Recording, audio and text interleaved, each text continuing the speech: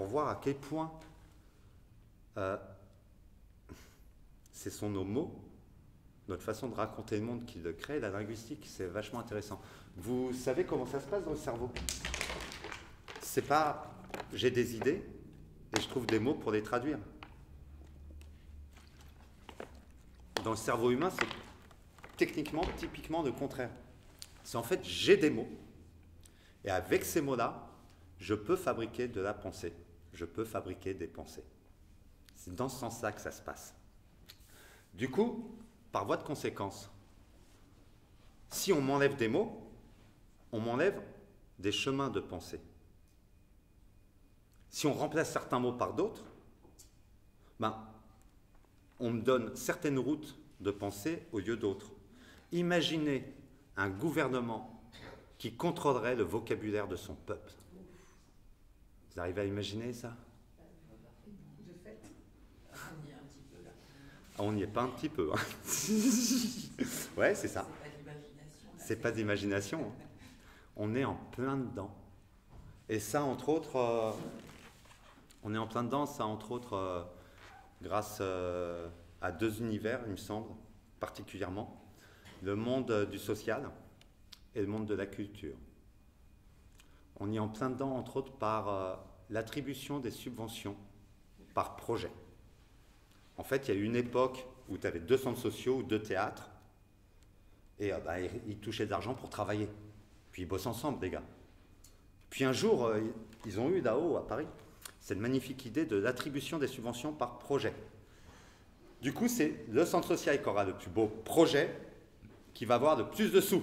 Ou le théâtre qui a le plus beau projet qui aura le plus de sous. Déjà, ça, c'est super intelligent de leur part, parce qu'on installe au cœur de ces gens, qui sont, en général sont quand même des gens de gauche, l'esprit de compétition, le fer de lance du capitalisme. Yes.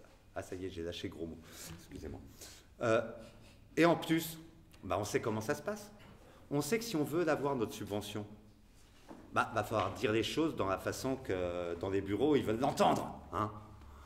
Si forcément je commence en tant qu'animateur d'un centre social à dire « Ouais, on a besoin d'argent parce que y a les gosses des exploités, là, faut qu'ils aillent prendre l'air dans la nature. » Peu de chance que ça marche, quoi. Par contre, si nous développons un projet d'immersion en milieu rural pour la jeunesse défavorisée, là, ça marche mieux, quoi. Donc on passe d'un exploité à défavorisé, hein, la même personne.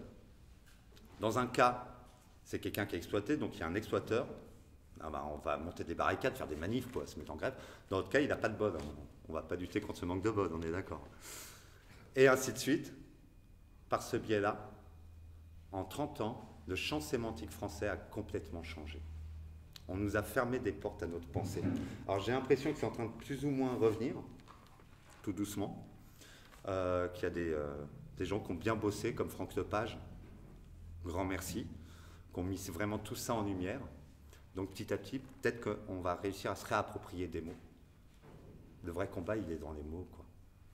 Et un truc, c'est dans notre cas, la plupart des gens dans cette pièce, dans le monde de la culture, c'est qui offre ces subventions? C'est le ministère de la Culture. Qu'est-ce que c'est qu'un ministère de la Culture? Ça, je trouve ça super flippant aussi. Un ministère des Transports, c'est un ministère qui est là pour gérer les transports. D'accord? Bah ouais, techniquement. Donc, un ministère de la Culture, c'est un ministère qui est là pour gérer la culture. 1984.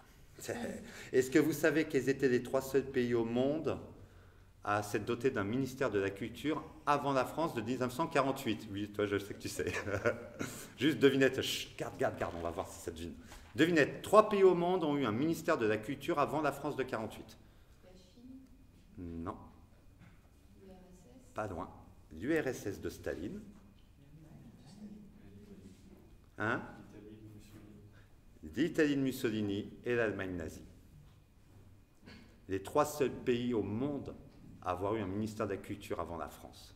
Sachant qu'en France, c'est né en Algérie, les résistants avaient l'intention de créer un ministère de l'éducation populaire, de l'éducation politique des jeunes adultes. Bon, ça s'est passé vite à la trappe et Malraux nous a pondu son ministère de la Culture. C'est quand même sympathique. Enfin, tout ça pour dire, avec tous ces petits éléments-là, il m'est apparu de plus en plus évident que les Lakota, les Sioux Dakota avaient raison. Quand ils disent que les scientifiques nous disent qu'on est constitué d'atomes, mais nous, les Sioux, savons qu'avant tout, nous sommes constitués d'histoire. Ça nous fabrique, quoi. Et ça fabrique le monde.